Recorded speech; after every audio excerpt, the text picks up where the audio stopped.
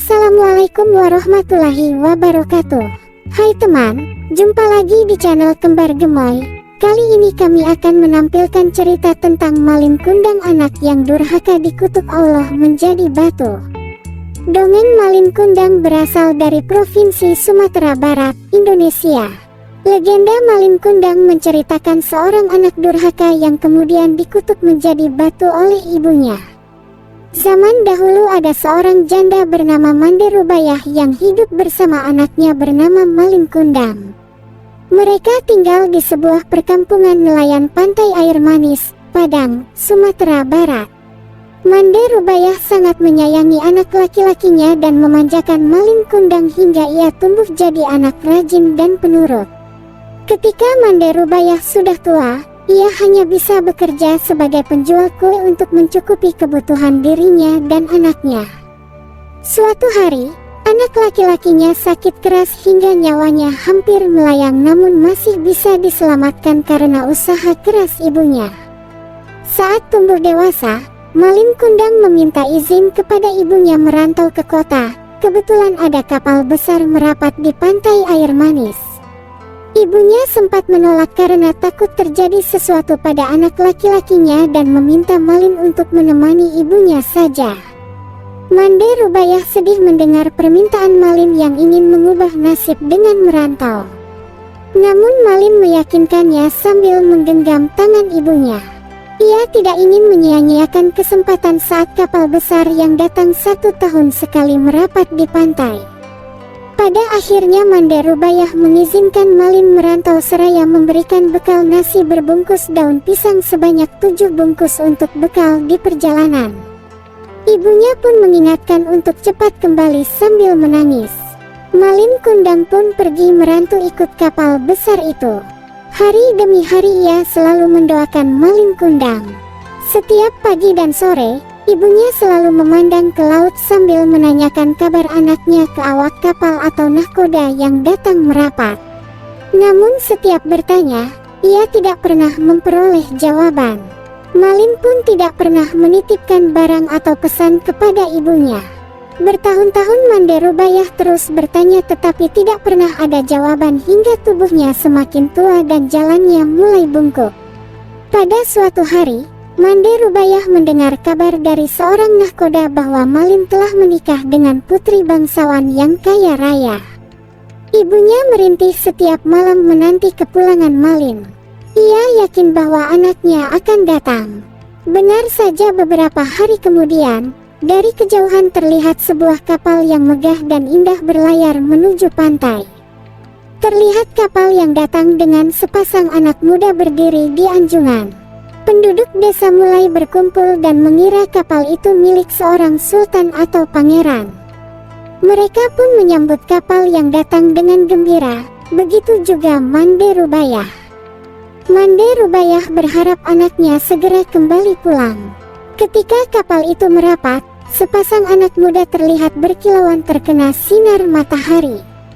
Wajahnya cerah dihiasi senyum karena bahagia disambut dengan meriah. Mande Rubayah jantungnya berdebar keras saat melihat lelaki muda berada di kapal dan sangat yakin bahwa lelaki itu anaknya.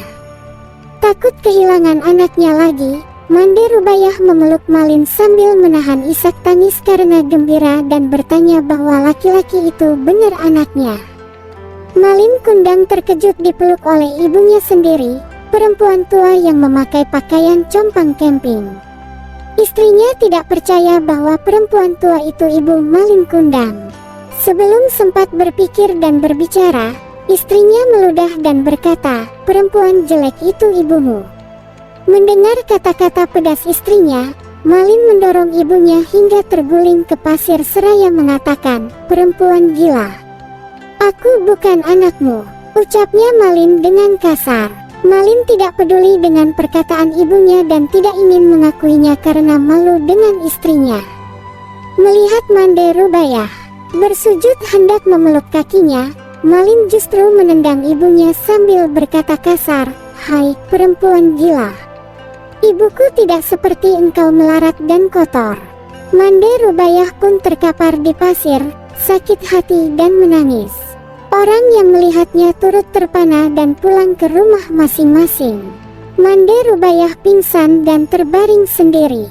Saat Mande Rubaiyah sadar, pantai air manis sudah sepi. Melihat kapal Malin semakin menjauh, ia tidak menyangka bahwa anak yang dulu disayangi tega berbuat kasar kepadanya. Hatinya sakit dan perih sambil mengangkat tangannya ke langit lalu berdoa dengan hatinya yang pilu memohon keadilan sambil menangis. Tidak lama, cuaca di tengah laut yang cerah berubah menjadi cegelap, hujan lebat pun tiba-tiba turun. Tiba-tiba datang badai besar menghantam kapal Malin Kundang. Malin pun ketakutan luar biasa dan tidak tahu harus berbuat apa. Kemudian sambaran petir menggelegar. Saat itu kapalnya hancur berkeping-keping dan terbawa ombak sampai ke pantai. Pagi harinya saat matahari muncul dan badai sudah reda, di pinggir pantai terlihat kepingan kapal yang sudah menjadi batu. Kapal tersebut merupakan kapal Malin Kundang. Selain itu, ditemukan juga sebongkah batu menyerupai tubuh manusia. Batu itu merupakan tubuh Malin Kundang yang telah dikutuk menjadi batu oleh ibunya karena durhaka. Di sela batu tersebut terlihat ikan teri, ikan berlanak dan ikan tenggiri yang berenang-renang. Konon ikan tersebut berasal dari serpihan tubuh istrinya yang terus mencari Malin Kundang. Amanat dongeng Malin Kundang memberikan pesan yang bisa diambil yaitu sayangi kedua orang tua saat susah maupun senang. Jangan pernah melupakan jasa orang tua yang sudah mendidik dan menyayangi kita dari kecil. Support terus channel Kembar Gemoy. Dan jangan lupa subscribe, like dan komen ya teman-teman. Agar kami semangat membuat cerita-cerita yang lainnya. Terima kasih sudah menonton. Jangan lupa belajar ya, jangan main HP terus, hehehe. Wassalamualaikum warahmatullahi wabarakatuh. Sampai jumpa di video selanjutnya.